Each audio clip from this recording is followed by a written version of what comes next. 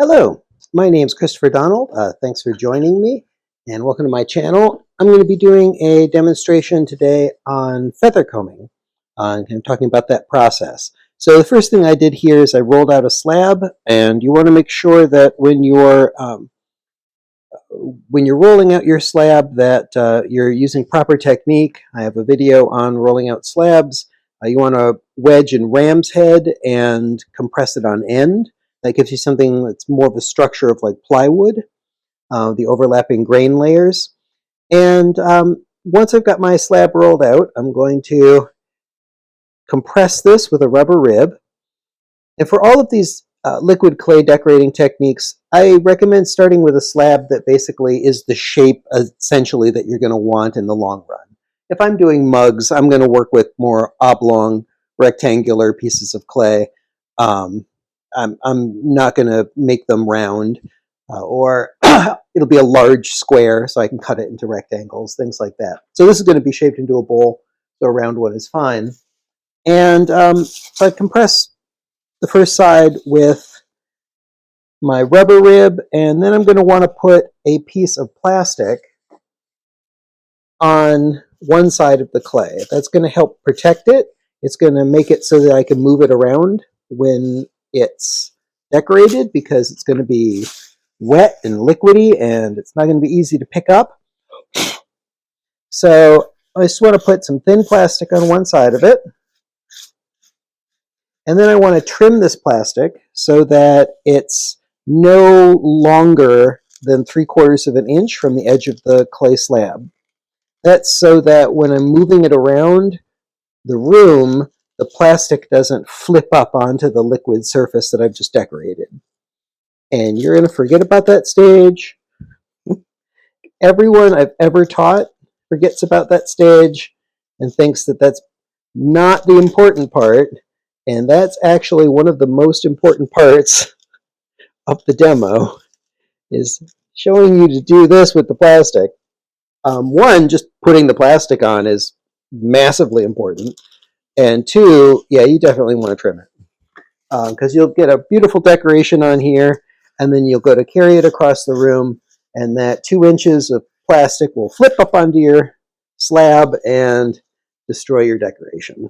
So now it's super easy to move around, and I'm going to put a couple of plastic cutting boards underneath here, actually, just to keep my canvas a little bit cleaner as I'm working. And then I want to compress, and what do I have underneath here? Oh boy. Compress and smooth this side as well. This is just getting rid of my canvas marks. I use a really coarse canvas to roll things out on. I could also roll onto bed sheets if I didn't want that, but I don't mind having this extra step of compressing because it's good overall for the clay and the finished product. All right, so feather combing, you actually are using feathers, feather quills, for doing the combing. Why do I use a feather quill rather than something like a monofilament or a pin tool or something along those lines? The feather quill is actually flexible, so it bends, and it's less likely to dig into the clay as you're pulling through. That bending process is really good for that. So what I'm going to do is these are turkey quills. If you know anyone who hunts, turkey feathers are fantastic for this. And I like, for combing at least, the feathers which are in the center, or the quills that are in the center of the feather, rather than the wing feathers where the quill is off to the side. Actually, let me grab one. All right, so this is one of the feathers where the quill is off to the side, and these are stiffer, generally larger, especially on turkeys. And smaller birds, probably doesn't matter which one you use.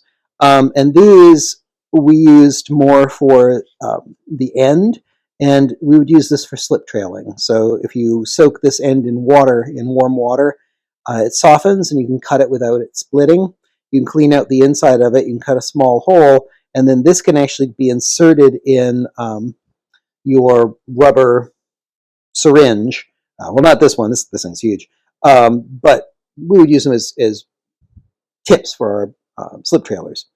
Anyhow, so not this feather as much, but one like this. And you can leave some of this material on here if you want to. What we're going to do is we're going to peel off the feathery bit from the tip. And I usually start a little bit back from the very tip. And I'm going to kind of hold this and support it. And you'll feel it pulls almost like a zipper. Some people like to leave some here so they have a sense of the flatness. Other people will clean all the way off. This one I'm going to go ahead and just clean them all the way off. And this side. And I don't want to bend this abruptly over while I'm getting it started, so I'm going to be a little bit careful. Okay, and then I kind of move my way back up. I find it's easier to do most of the way there and then kind of bit by bit work towards the tip. I've had better luck with not breaking it off.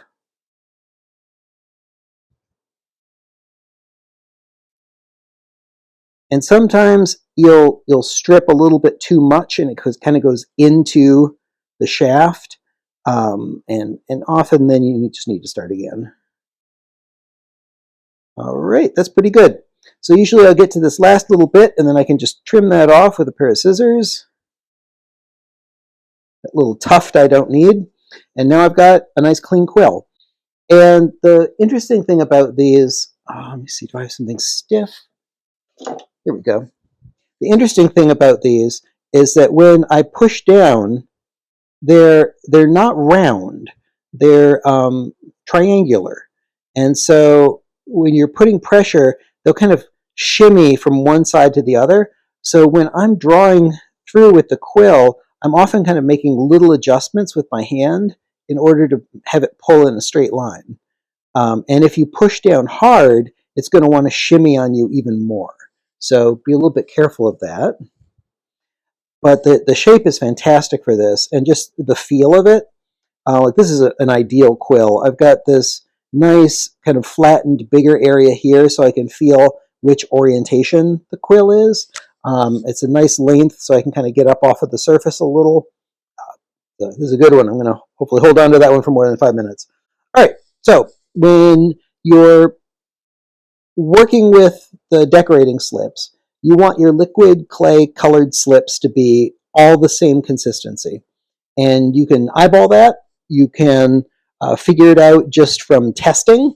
One trick that I'll use is I'll just take my materials and I'll just kind of make a dot with it and then put the other ones on top and just see if they don't mix. And if it's nice and clean and I don't get much blurring, then it's going to be good for feather combing. So those are looking pretty good. If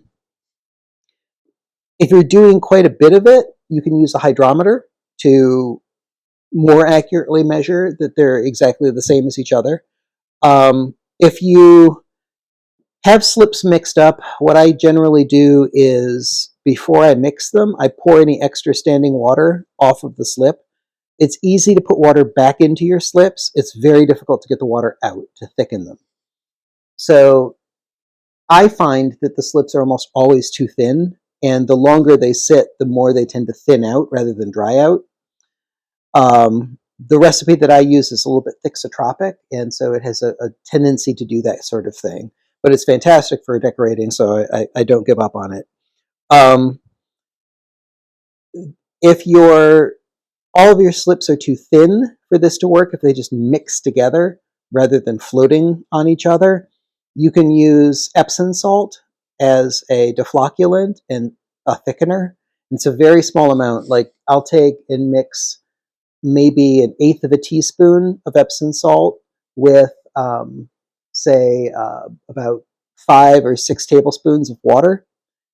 Mix it so the Epsom salt dissolves completely. And I mean, you can put in something like this, I'd put maybe a drop of that, and you'll see it thicken.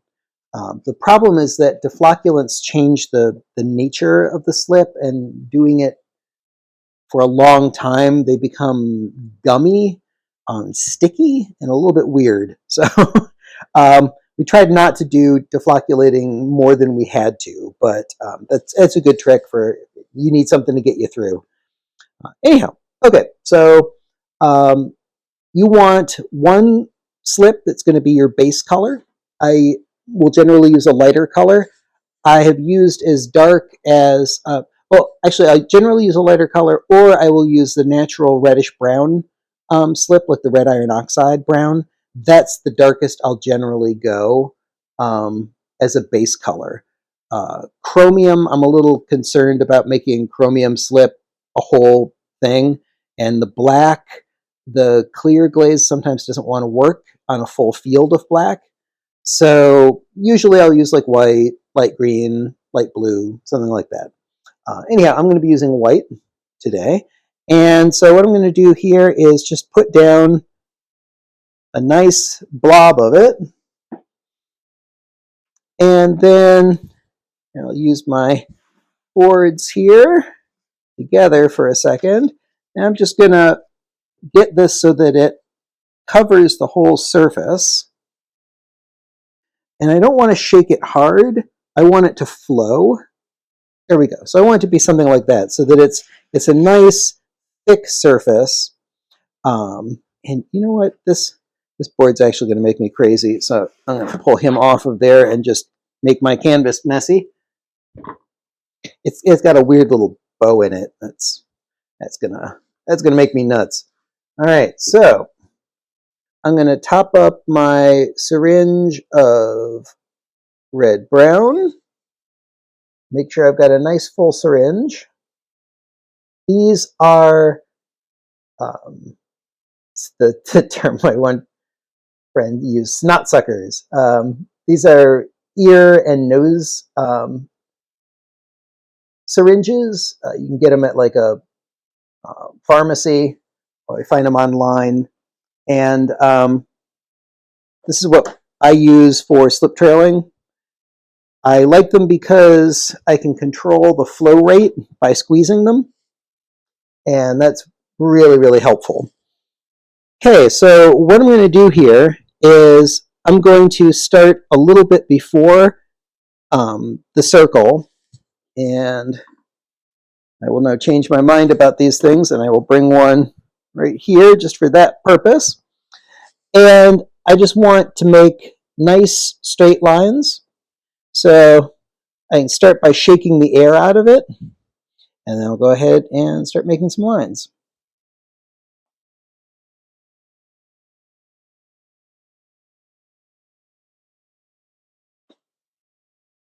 And I continue a little bit past where I want to be as well. There we go. So you want to start early. You'll see that how thick it is when it first starts coming out. I got a hair in there. And you don't want that thick bit right on your slab. There we go. You want that to kind of be wasted, and then it ends really thin. So by starting early and going past, I get a line which is essentially the same consistency, which is nice and even and straight. And I'm going to turn this guy. You can see why this plastic is so nice. And I like to comb in this direction across the lines. Let me show you a couple of different patterns, just for the heck of it. You get your money's worth out of this video. The first one is a very classic, just back and forth pattern. So this one is going to look like something you'd see on fancy pastries.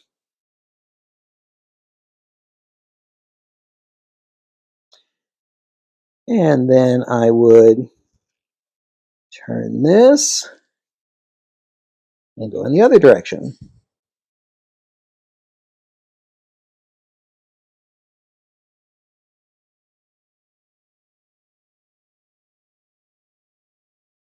Like that. All right, so then another one is similar to that, but you do a couple of them together, and then a larger space, and then a couple of them together again.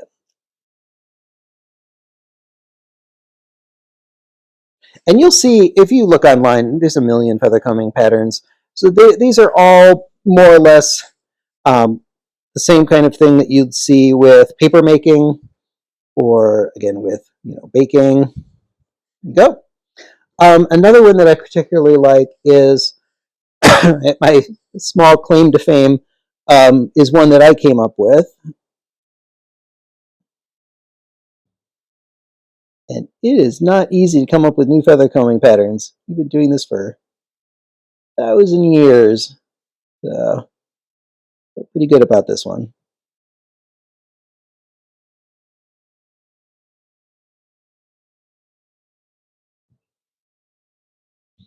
All right.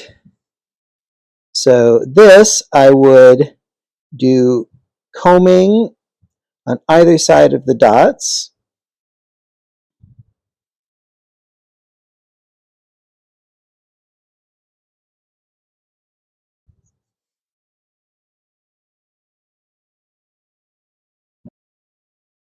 All right, so I went on either side of the dots, and then I'm going to go through the dots.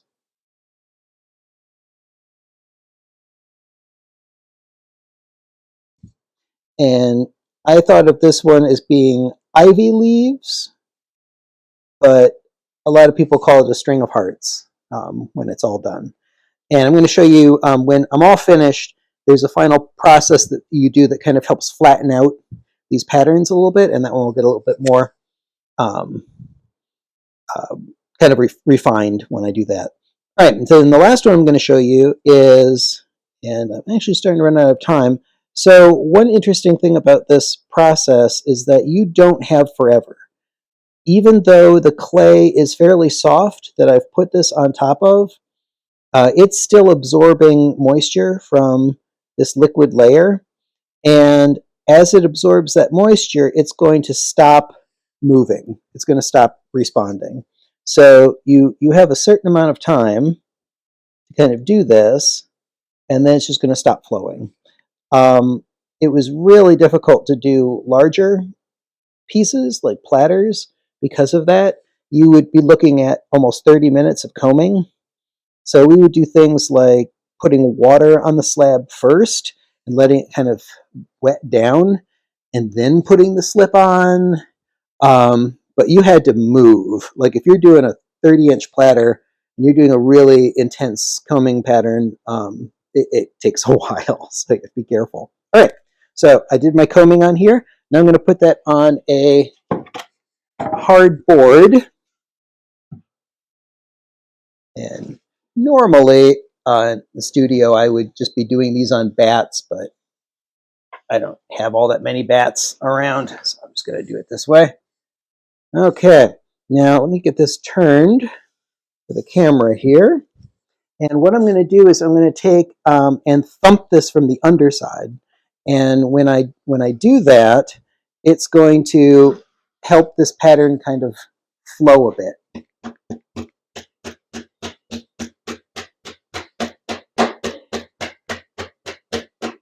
There we go. So you see it actually kind of flattens it out a little. So that last pattern that I did, I pulled all in one direction, and then I came back through it in the same direction in like a scallop shape. That's kind of your classic Kleenex box one. So there's the first feather combing pattern, the string of hearts or ivy, the scallop one, and then a slightly fancier pattern. And there's a lot of different patterns that you can do with this. It's a really cool technique, and often it's just done in a historic way, but I really like to see what my students do with it in order to make it more contemporary and kind of push the process forward, as it were, into more modern techniques. But now that this is done, I have to leave this to dry for some time, overnight, part of the next day, and then If the edges start to get drier than the middle, which is very common, I will then put some wooden blocks around this, put a piece of wood on top of it, and put a tent of plastic over it so that it can dry a little slower and the two parts will even out in moisture content. Then I can like untent it, so I can kind of wrap it up, unwrap it until the whole thing is just normal clay consistency, as if I just rolled out a slab. Once I can touch this and it's just normal clay consistency, then I can go ahead and shape it onto a mold or cut it, use it for hand building, whatever I want. This is a very simple one as far as like just doing two colors, which I actually find helpful just for demos so that you can kind of see exactly what's going on. But I could have easily done this with 5, 6 different colors, and then you get a little bit more complexity. I'll show you an example of that. So here's your classic feather combing done with multiple colors. And then here it is again. This is the scallop pattern. And actually, I think I have a, yep.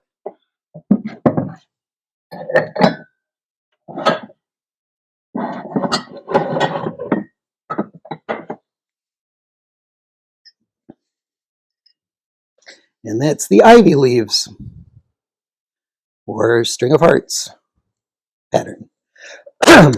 These ones were obviously done as a slab and then shaped into a mug. Anyhow, so that's feather combing. Thanks for joining me, and if you enjoyed this, please give it a like, subscribe to my channel if you would like to be notified when new videos drop, and there'll be lots more where this came from. Quite a few liquid clay slip decorating techniques that I want to get out there for everybody. All right, take care.